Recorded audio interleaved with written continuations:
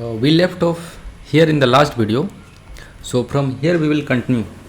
Here our task is to separate radial and angular part. So we take quantity inside the bracket.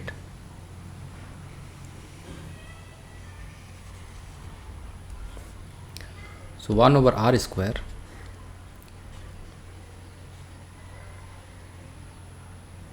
So when you differentiate this r square, you get 2r.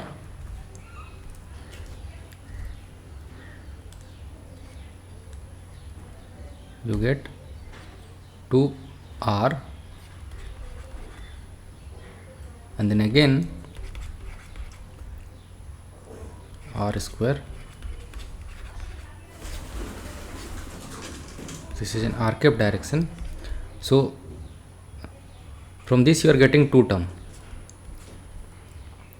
Now again from here also you will get 2 term. 1 over r square sin theta, and this will be cos theta d theta.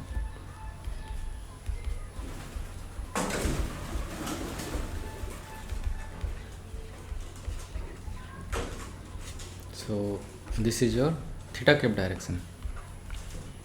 And now when you see this one,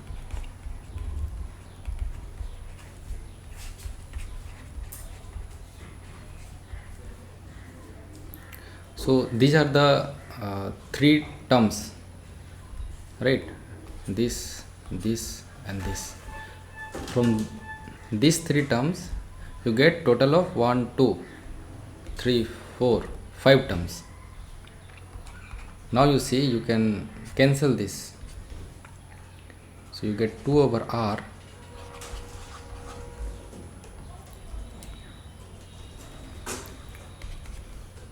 cancel this one.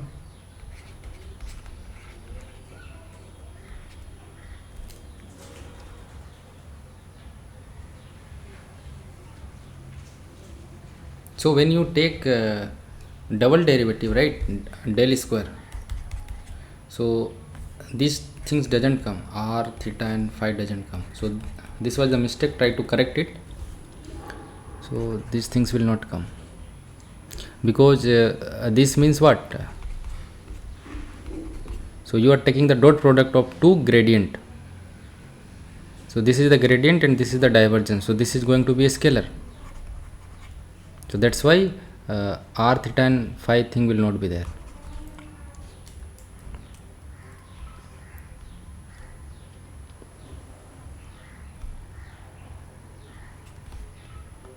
Now from here you can see tan theta.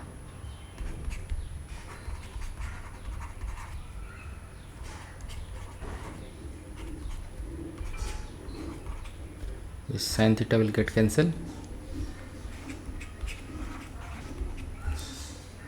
This thing will not be there.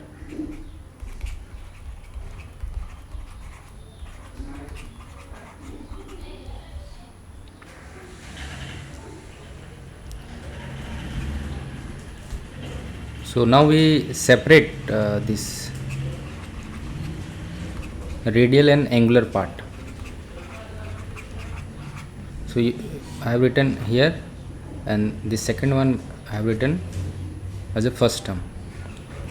Now you see this r square can be taken common. So I take r square common. So inside bracket you get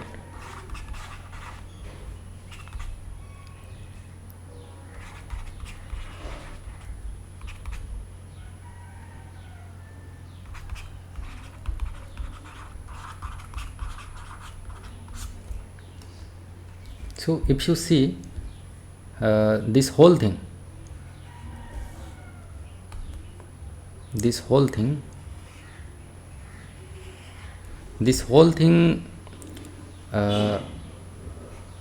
is an total orbital momentum square. So if you try to express the total angular momentum square in r in theta and phi coordinate, you will end up getting this thing, correct? So the result that we get is this one.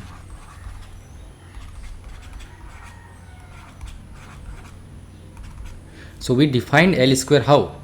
Uh, we define L square, we multiply it by h cross square and then again divide it by h cross square, and L square R square. So here L square, how you define your L square?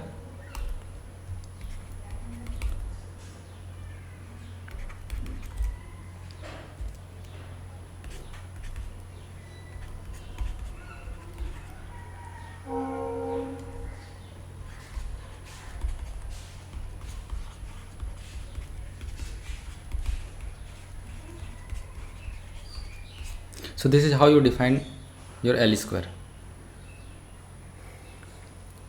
So what is the expression of Hamiltonian we get?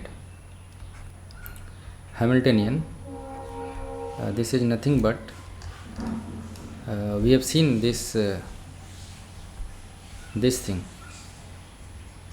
and thing inside the bracket just now we have calculated, and there is an extra term, potential term. So everything we will combine.